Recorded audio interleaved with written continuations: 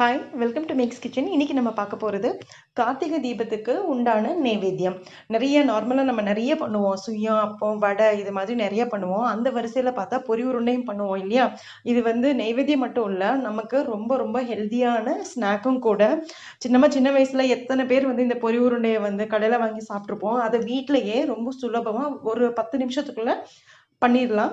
Beginners கூட பண்ணலாம். வாங்க எப்படி செய்யறதுங்கிறத பார்க்கலாம். நம்ம சேனலை இன்னும் சப்ஸ்கிரைப் பண்ணாதவங்க மறக்காம சப்ஸ்கிரைப் பண்ணிக்கோங்க. பக்கத்தில் இருக்கிற பெல் ஐக்கானையும் ப்ரெஸ் பண்ணுங்க. அப்பதான் நான் போடுற வீடியோவோட அப்டேட்ஸ் உங்களுக்கு வரும். இன்னைக்கு நம்ம பார்க்க போறது பொரி உருண்டை. அந்த பொரி உருண்டை எப்படி பண்றதுன்னு பார்த்துடலாம். ரொம்ப ரொம்ப சிம்பிள். மேக்ஸிமம் 10 மினிட்ஸ் தான் ஆகும். அதுக்கு தேவையானதுன்னு பார்த்தா 4 கப்பு பொரி. எந்த கப்பில் பொரி அளக்குறீங்களோ அதே கப்பில் வெல்லம். இல்லை நான் இன்றைக்கி இந்த டம்ளரில் எடுத்திருக்கேன். 1 டம்ளர் வெல்லத்துக்கு 4 டம்ளர் பொரி. அப்புறம் சுக்கு பொடி, ஏலக்காய் பொடி. ஸோ ஃபெஸ்டிவல்லாம் இனிமேல் ரெகுலராக வரப்போகுது. ஏலக்காய் பொடி, சுக்கு பொடி இதெல்லாம் ஒரு பாட்டில்லையே அரைச்சி தனியாக வச்சுக்கோங்க. அப்பப்போ பண்ணும்போது ரொம்ப கஷ்டமாக இருக்கும். ஸோ ஏலக்காய் பொடிலாம் நான் முன்னாடியே ரெடி பண்ணி வச்சுட்டேன். சுக்கு பொடி ரெடி பண்ணி வச்சுட்டேன். ஸோ குவிக்காக நம்ம ரெடி பண்ணிடலாம். பொரி உருண்டை எப்படி பண்ணுறதுன்னு இப்போ பார்த்துடலாம். இப்போது நம்ம பாகு காய்ச்சணும். ஃபஸ்ட்டு வெல்லம் 1 கப்பு வெல்லம் எடுத்திருக்கேன். 1 டம்ளர் வெல்லம் எடுத்திருக்கேன். அதில் 1/4 டம்ளர் அளவுக்கு தான் தண்ணி ஊற்றுறேன். இப்போது இது நல்லா கரையட்டும். நீங்கள் எடுக்கிற வெல்லத்தை பொறுத்து தான் உங்களுக்கு பொரி உருண்டை கலர் வரும். இது கொஞ்சம் திக் கலரில் இருக்கும். ஸோ பொரி உருண்டையும் கொஞ்சம் டார்க் கலரில் தான் வரும். நீங்கள் எல்லோ கலரில் எடுத்திங்கன்னா பொரி உருண்டை சூப்பராக எல்லோ கலரில் வரும். ஸோ வெல்லம் கரைஞ்சதுக்கப்புறமா நீங்கள் இன்கேஸ் மண், கல் அந்த மாதிரி தூசி அந்த மாதிரி இருக்குதுன்னு நீங்கள் ஃபீல் பண்ணிங்கன்னா வெல்லம் கரைஞ்சதுக்கப்புறமா நம்ம வடிகட்டிக்கலாம். வடிகட்டிட்டு மறுபடியும் அகைன் அந்த வெள்ளை தண்ணியை நம்ம கடாயில் போட்டு அந்த டங்கு பதம்னு சொல்லுவாங்க. அதாவது நம்ம கீழே போட்டால் வெள்ளத்தை டங்குன்னு சத்தம் வரணும். அந்த மாதிரி சவுண்டு வந்ததுனா தான் அது கரெக்டு பதம். உங்களுக்கு பொரி உருண்டை உருட்டுறதுக்கு கரெக்டாக வரும். அப்போ தான் இறுகி பிடிச்சி நல்லா சூப்பராக வரும். ஸோ அந்த பதம் வர்றதுக்கு கொஞ்சம் டைம் எடுக்கும். ஸோ வெல்லம் கரைஞ்சிடட்டும். இப்போ பதம் வந்துருச்சான்னு பார்ப்போம். நான் தண்ணி எடுத்து வச்சுருக்கேன். விட்டுட்டதுக்கப்புறமா இதை நீங்கள் இது மாதிரி பண்ணணும். பாகு பார்த்தீங்கன்னா சூப்பராக ஒரு மாதிரி கிளேஸியாக வந்திருக்கு பாருங்கள். நுரைச்சி. இப்போ இந்த டைமில் நம்ம பதம் பார்த்துருவோம். இங்கே பாருங்கள், தண்ணி நான் எடுத்து வச்சுருக்கேன்னா எடுத்து வச்சுட்டு ஒரு சின்னதை இப்போ இந்த மாதிரி விடுங்க. விட்டதுக்கப்புறமா இதை இப்படி எடுக்க வரணும். நல்ல ஜவ்வு மிட்டாய் மாதிரி வரும். இதை நீங்கள் போட்டிங்கன்னா நங்குன்னு சவுண்டு வரும். சவுண்ட் வந்ததா? இதுதான் பதம்.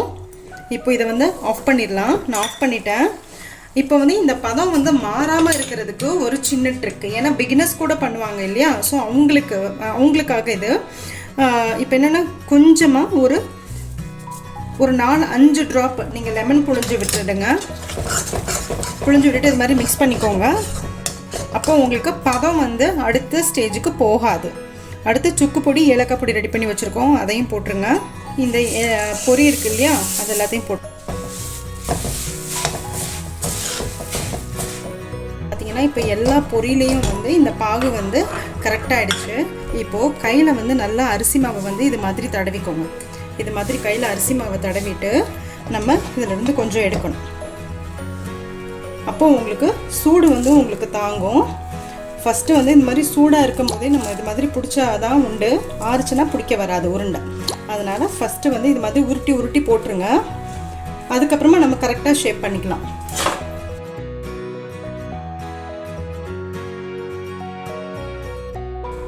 இந்த மாதிரி நல்லா அழகாக உருட்டிடுங்க.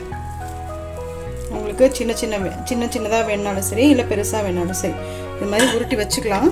நம்ம அதுக்கப்புறமா அழுத்தி பிசைஞ்சு விட்டுக்கலாம்.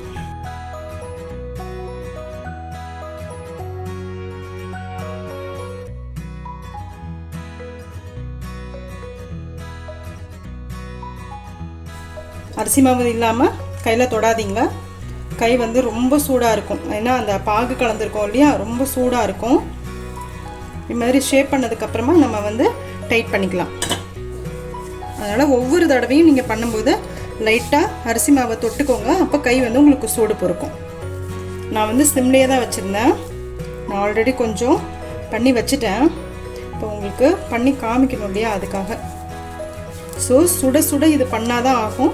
கையில் சூடு பொறுக்கிறதுக்காக லைட்டாக அரிசி மாவு தடவிட்டு நீங்கள் பண்ணிங்கன்னா உங்களுக்கு மிதமான சூடு தாங்க இருக்கும். நெய் வந்து நீங்கள் தடவிட்டீங்கன்னு வச்சுக்கோங்களேன், கை வந்து சூடு பொறுக்கவே முடியாது. இப்போது நம்ம இதை ரெடி பண்ணி வச்சுருக்கோம் இல்லையா, இப்போ வந்து நம்ம அழகாக டைட் பண்ணிக்கலாம். நல்லா உள்ள அழகாக இது மாதிரி அழுத்தி அழுத்தி பசங்க. இந்த டைமில் நீங்கள் நெய் கூட தொட்டுக்கலாம் லைட்டாக. பாருங்கள், நெய் நல்லா கொஞ்சம் தடவிட்டு கையில் நீங்கள் பண்ணும்போது என்ன ஆகும்னா பளபளன்னு இருக்கும். கடையில் வந்து இருக்கும் பாருங்களேன், அந்த மாதிரி சூப்பராக பளபளன்னு இருக்கும் பொரி உருண்டை. ஸோ நல்லா இது மாதிரி உள்ளே அமுத்தி அமுத்தி விட்டு பிசைஞ்சிங்கன்னா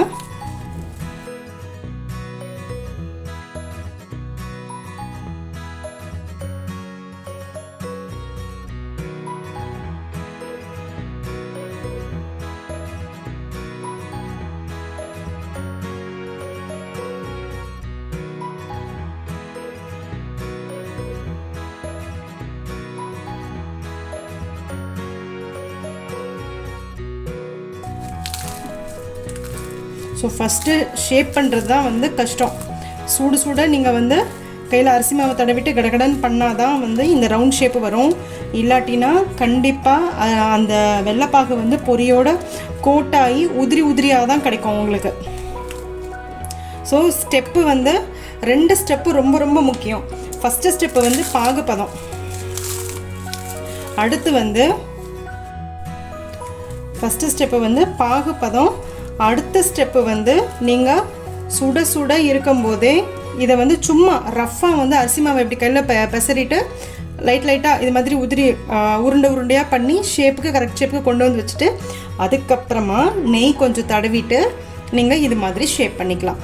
ஸோ சூப்பரான கார்த்திகை பொரி நம்ம வீட்டிலையே ரொம்ப சீக்கிரமாக வித்தின் ஒரு 10 மினிட்ஸ்க்குள்ளே நம்ம ரெடி பண்ணிட்டோம். இதை வந்து சுவாமிக்கு பிரசாதமாக நீங்கள் வச்சுக்கோங்க. இந்த பொரியில் வந்து நீங்கள் பார்த்தீங்கன்னா தேங்காய் வந்து குட்டி குட்டியாக நறுக்கி நெய்யில் நல்லா வறுத்து அதோடு இதை ஆட் பண்ணுவாங்க, எள்ளு ஆட் பண்ணுவாங்க, வேர்க்கடலை ஆட் பண்ணுவாங்க, பொட்டுக்கடலை ஆட் பண்ணுவாங்க. பட் ரொம்ப சிம்பிளாக 4 ஐட்டம் தான் நான் சேர்த்தேன்.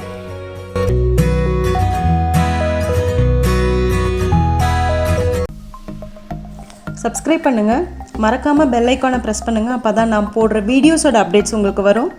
லைக் பண்ணுங்கள், கமெண்ட் பண்ணுங்கள், ஃப்ரெண்ட்ஸோடு ஷேர் பண்ணுங்கள். தேங்க்யூ.